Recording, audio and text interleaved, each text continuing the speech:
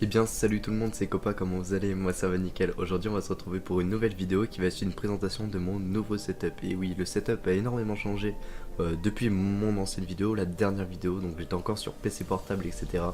Et là vous allez voir que ça a énormément changé. Je vais vous laisser sur des images, des vidéos et des explications réalisées pour vous présenter mon univers de jeu. Allez, on se retrouve tout de suite.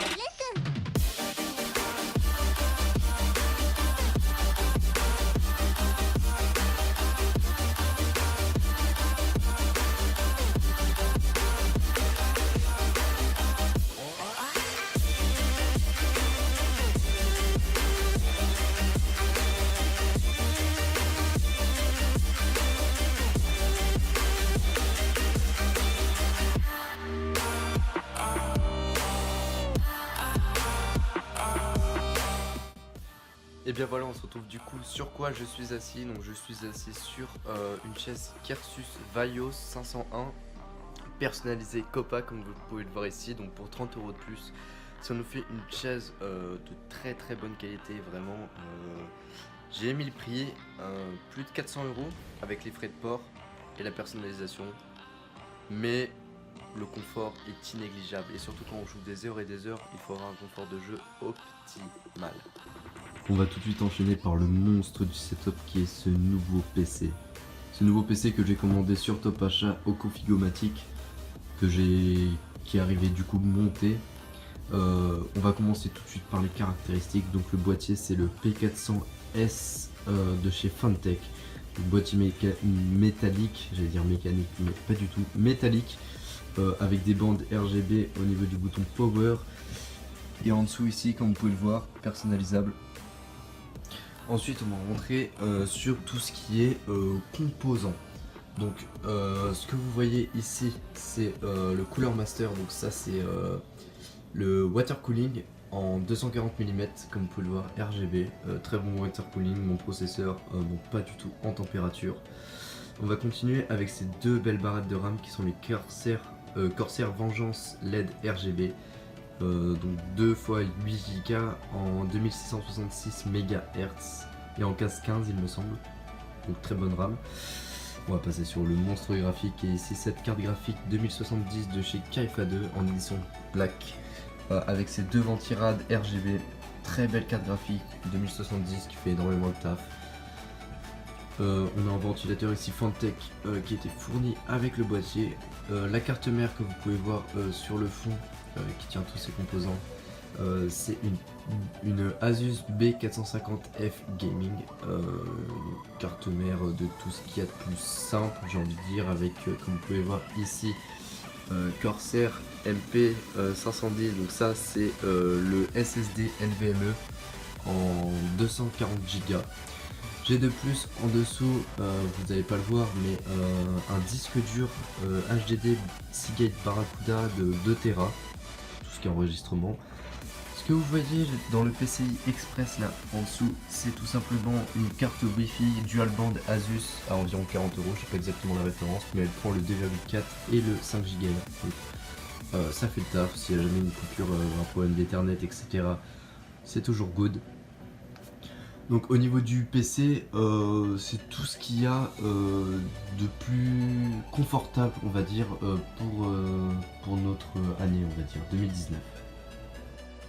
Petite chose aussi, mon alimentation c'est une EVGA 750 watts certifiée Gold Plus qui fait tout simplement le travail sur cette configuration. On va enchaîner sur les écrans, donc je vais commencer sur l'écran de droite qui est le MSI Optix Mag 241C, donc écran 1 milliseconde avec une dalle VA et 144 Hz incurvée. Ça fait beaucoup de caractéristiques, mais cet écran est littéralement parfait. Un écran 24 pouces, 23,6 plus exactement, qui fait largement le taf. Très belle qualité visuelle. On se retrouve du coup sur l'écran de gauche qui est mon deuxième écran, mon écran on va dire multimédia pour le streaming, etc.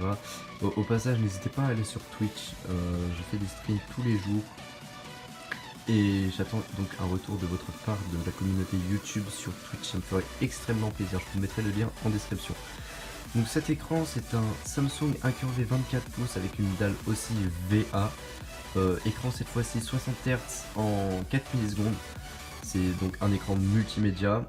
J'ai pris un curvé pour tout simplement faire, comme vous voyez, un effet cabine d'avion, mais vous n'allez pas le voir vous de votre côté sur la vidéo. Ça rend pas bien comme ça filmé, mais je vous assure que c'est vraiment un confort idéal. Au niveau de tout ce qui est fond vert, donc là j'ai un fond vert tout simplement pris sur Amazon, qui est pas du tout repassé, qui a été livré enroulé.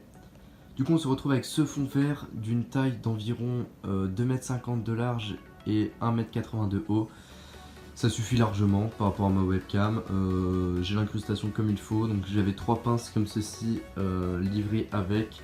J'ai dû rajouter des petites épingles comme ceci pour tendre le fond vert. Ça fait le taf, écoutez, ça s'incruste bien. Et avec ce kit était livré ce petit spot softbox avec un parapluie en adoucisseur de lumière qui rend vraiment très bien. Donc je vais l'allumer, vous allez voir. Voilà, juste pour avoir une bonne lumière en fait si vous voulez pendant mes sessions de streaming. On va maintenant passer sur mes périphériques, donc on va commencer tout de suite par le clavier qui est un Corsair Strafe MK2 RGB avec des switches mécaniques MX Silent. Très bon clavier mécanique. Le bruit est adouci. Juste la barre espace qui fait un petit peu de bruit, mais sinon on se retrouve sur un clavier mécanique plutôt silencieux, donc parfait pour le streaming, même si on l'entend avec. Donc je vais transférer sur mon micro qui est le Bird UM1, donc très bon micro. Malheureusement il est au-dessus de mon clavier, donc on l'entend un petit peu, même si c'est unidirectionnel. En fait, si vous voulez, je l'avais mis de l'autre côté, mais le seul problème c'est qu'on entendait la pompe du water cooling qui fait un petit peu de bruit en soi. Du coup j'ai décidé de le mettre dans cette position, donc on entend moins la pompe du water cooling, mais cependant on entend toujours autant le clavier mécanique. Mais ça reste léger et ça reste quand même appréciable. On enchaîne du coup sur la souris qui n'a pas changé depuis mon ancien setup, qui est toujours la Rasa Mamba Tournament Edition, qui fait son travail. J'ai eu quelques problèmes avec cette souris, mais cependant elle reste quand même convenable et pour mon utilisation elle reste parfaite. Ce petit engin que vous voyez au-dessus de mon écran, c'est ma webcam, donc c'est une Logitech C922 Pro, donc qui filme en 1080 30 images secondes ou 720p 60 images secondes. Donc sachant que je streamais au début en 720 60 images secondes, c'était parfait, mais j'ai eu des problèmes de connexion et du coup je dois m'abstenir de ce 60 images secondes et basculer sur du 30 images secondes. Mais au niveau de la qualité, ça reste quand même du Logitech et ça reste quand même très beau. On va passer maintenant sur mon tapis de souris qui est le Roccat Taito XXL. Donc j'ai pas exactement la taille de ce tapis, mais il enveloppe le clavier et la souris et franchement il fait très bien le travail. Il est très beau, très propre et c'est ce qui me convient. On va passer sur tout ce qui est gadget. Donc là on va commencer par un support de téléphone. Donc c'est tout simplement en fait un support. Donc vous mettez votre téléphone debout comme ceci. Il y a un trou derrière pour faire passer le chargeur, donc j'ai un chargeur pour faire charger mon téléphone. Donc simplement quand je stream, je peux à la fois naviguer sur mon téléphone ou je vois quand j'ai une notification, il est orienté dans ma direction. Donc franchement c'est un petit gadget qui fait toujours plaisir. Ensuite on va continuer avec ceci, donc ce sont des lingettes auto-nettoyantes pour écran, tout ce qui est écran et même il y a des écrans mais ça marche très bien pour les claviers, la souris, etc. Donc c'est un peu humidifié, ça fait très bien l'affaire et franchement c'est indispensable. Ici nous nous retrouvons avec le support de la Logitech C922 qui était fourni avec support que j'utilise quand je fais des streams opening ou des choses comme ça. Franchement très bon support, pivotable, etc. Ça fait l'affaire, un peu petit au niveau de la hauteur, mais ça reste convenable pour un pied qui est livré avec. Dans tout ce qui est gadget, nous avons aussi ce joli bandeau RGB que j'ai pris sur Amazon qui fait le contour de mon bureau en son intégralité, sauf le devant, j'en ai pas besoin et puis je trouve ça un peu inutile. Du coup c'est vraiment très appréciable, surtout quand on joue à des jeux assez immersifs. Franchement ça met bien dans le bain avec ce setup. Avec cette LED RGB, nous nous retrouvons avec une petite télécommande pour tout simplement venir changer tout ce qui est des couleurs.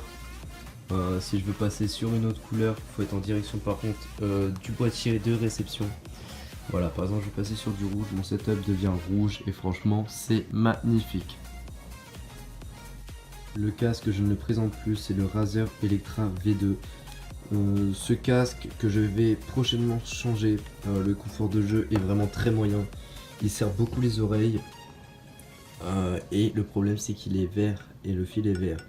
Ceci dit, avec le fond vert, ça fait une incrustation que j'aime pas du tout au niveau des oreilles. Ça fait comme si le casque était en lévitation et le fil ça fait un côté transparent sur moi et chose que j'aime vraiment pas. Donc à changer. Enfin voilà, c'est tout pour cette vidéo setup. En tout cas, j'espère que ça vous aura plu. C'était Copa et moi je vous dis à la prochaine.